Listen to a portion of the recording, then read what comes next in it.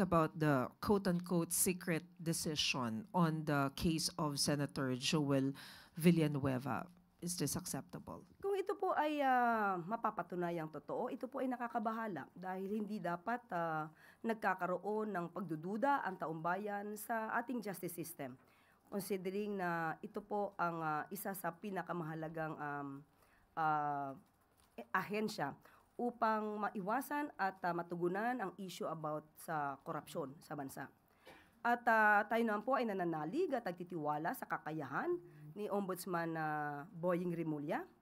At kahit sila ay independent body, dapat din natin sabihin sa kanila, sa atin, sa pamamagitan natin, na dapat ito talagang imbestigahan ng malaliman upang kung anuman ang may pagkakamali, kung anuman ang nalabag na batas, kung mayroon man, ay dapat itong masolusyonan at maitama ng Office of the Ombudsman.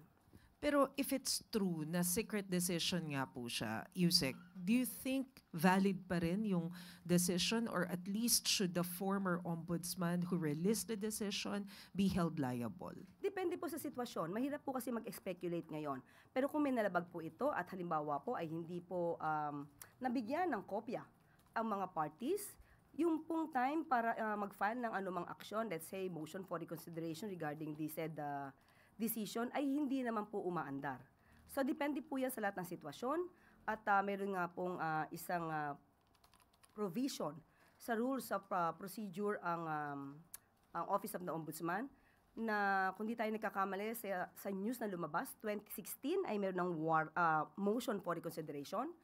Pero kapag criminal case po ang kaso, ang pag-file po ng motion for reconsideration ay hindi po nagpapahinto para maisampa ang criminal case sa Sandigan Bayan. So, or kahit sa anumang korte na maaaring pagdalhan ng kaso. So, lumalabas po kung nagkaroon ng motion for reconsideration in 2016,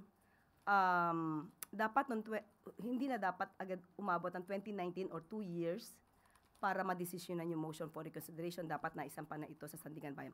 Kung yun po ang magiging one of the facts or data na masasabing or makikita ng Office of the Ombudsman.